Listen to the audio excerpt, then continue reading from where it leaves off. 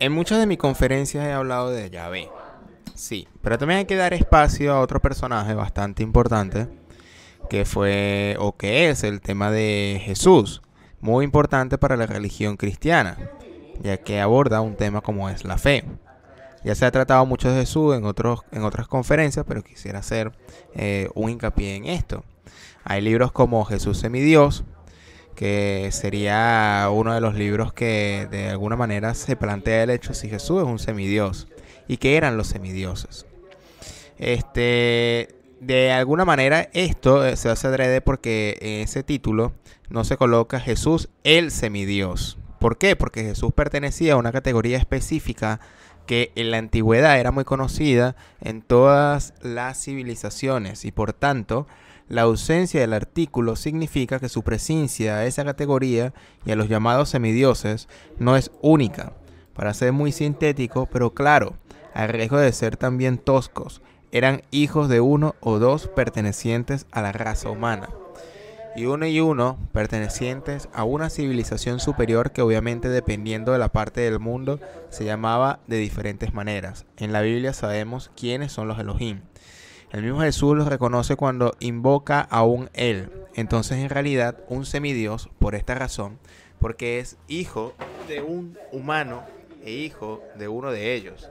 Pero hablamos extensamente de esto en el libro y por lo tanto obviamente no lo hacemos.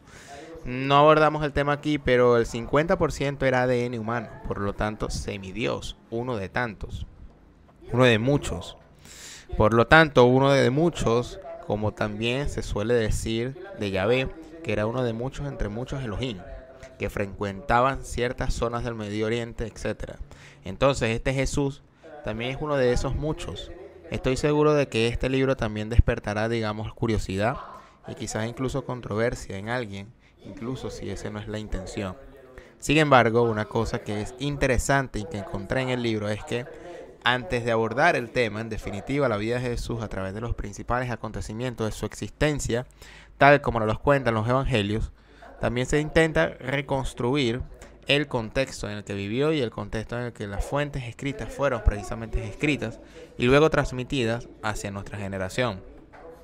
Aquí le paso de alguna manera una reflexión sobre el tema de la comunidad y su origen como la comunidad cristiana. Este no era en realidad monolítica, sino que estaba atravesada por varias fallas.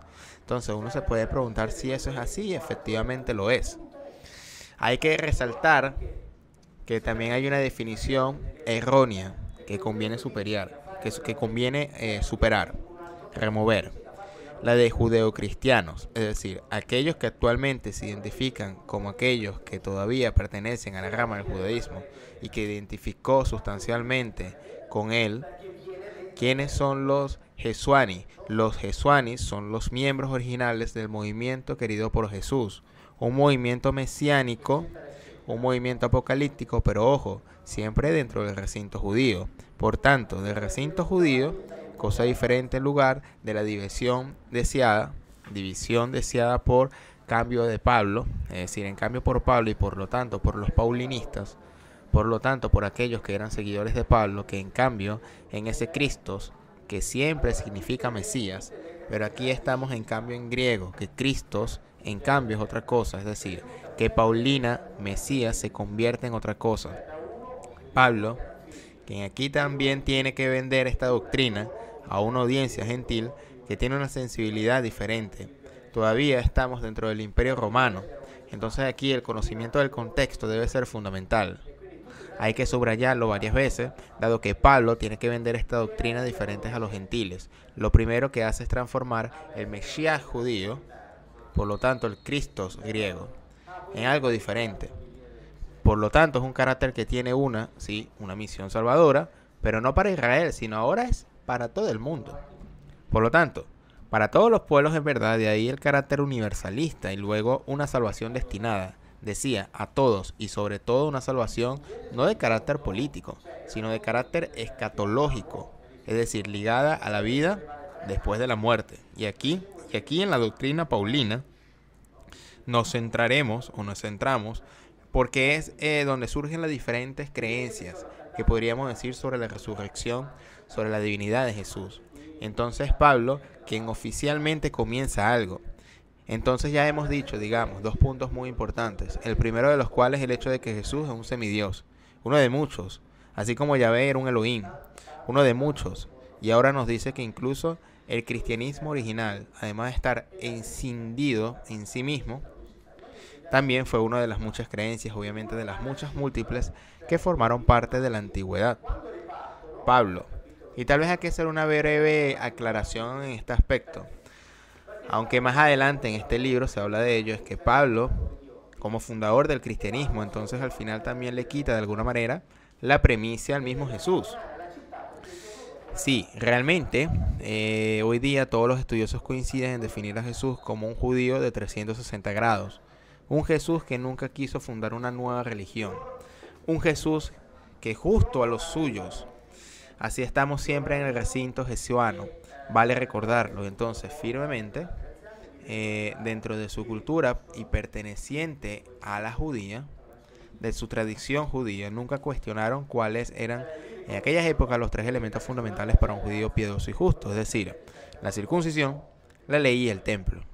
Pablo, sin embargo, como os dije antes, crea esta escisión original porque partiendo de la carta de Gálatas, para llegar, por ejemplo, a la carta a los filipenses, Pablo es muy claro, la circuncisión ya no sirve, la ley ya no sirve porque si te circuncidas, si hace la circuncisión, estás obligado a poner en práctica toda la ley.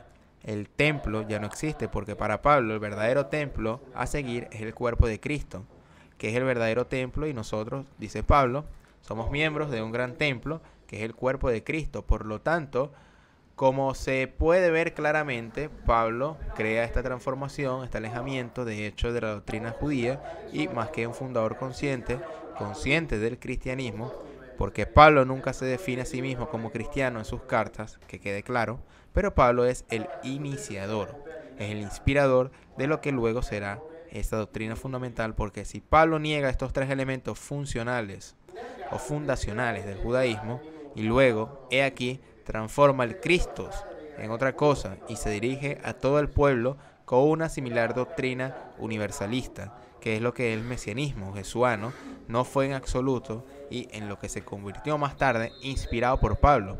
Es de hecho muy lentamente el cristianismo que conocemos bien. También tenemos episodios, por ejemplo, del bautismo, la pasión, la resurrección, pero hay una cosa que hay que llamar la atención, es la revisión de la cronología de la vida de Jesús. Hay que siempre fingiendo lo que está escrito, como es mi método que he enseñado en mis conferencias, siendo de cuenta de lo que está escrito es cierto.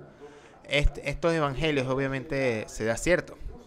Esta es la premisa en todas las obras, porque ninguno de nosotros sabe, nadie en el mundo sabe si lo que está escrito es verdad. Pero vamos a dar de cuenta de que esto es así. Pero si lo que está escrito es verdad y se pone en una relación correcta y consistentemente con otros acontecimientos de los historiadores de su tiempo, externos a los evangelios, pero conectados, y quienes lean el libro lo verán bien descritos, conectados en las figuras presentes en los evangelios, como la de Juan el Bautista, la ejecución de Juan el Bautista. Descubrimos históricamente que Jesús no murió a los 33, sino murió alrededor de los 40. O sea, muerto fue crucificado entre los 42 y 43. Ahora me doy cuenta de que esto pone en crisis muchas escuelas de pensamientos esotéricas, iniciáticas. Pienso entonces en todos aquellos que han dado un significado místico y particular al número 33. Y me doy cuenta que podría ser devastador tomar nota del hecho de que el 33 no tiene nada absolutamente que ver, pero sí algo deben tomar con beneficio de inventario, obviamente, 42 o 43, que elijan, porque la fecha exacta no existe, es decir, no es posible tener la precisión de alguna manera, pero más o menos los 10 años a dejar de más. Entonces, parecen claramente en los relatos evangélicos y en las relaciones que los evangelios hacen entre los datos históricos de la vida de Jesús y lo que pasaba fuera de Herodes o con Herodes. Entonces es necesario ver esto también porque inevitablemente pone en tela de juicio toda una serie de pensamientos que han estado conectadas con este famoso número 33. Y luego nosotros dentro de allí tomamos una consideración toda una serie de datos que la teología, la elaboración que Francisco explicó, vieron teológicamente la elaboración paulina y luego todas las posteriores. Pero leyendo atentamente a los evangelios en griego, traduciendo una vez más, literalmente, el momento de concepción, digamos, la crucifixión y el posterior entierro, la ascensión de Jesús, o más bien la asunción de Jesús, parecen ser, según los textos, algo muy diferente a lo que nos dijeron. Este es verdaderamente extraordinario porque en cualquier caso, después de 2 años de estudios de exégesis de teología sobre la vida de este personaje, y luego, dado que las fuentes no son tantas, suponiendo que se conocían o se conocieran muchos detalles, incluso importantes y en definitiva, ni siquiera demasiado escondidos, demasiado latentes como los que han destacado hoy, por lo que es realmente difícil pensar que haya algo nuevo para decir sobre Jesús, y en cambio se ha hecho este libro donde hay cosas interesantes, muy interesantes.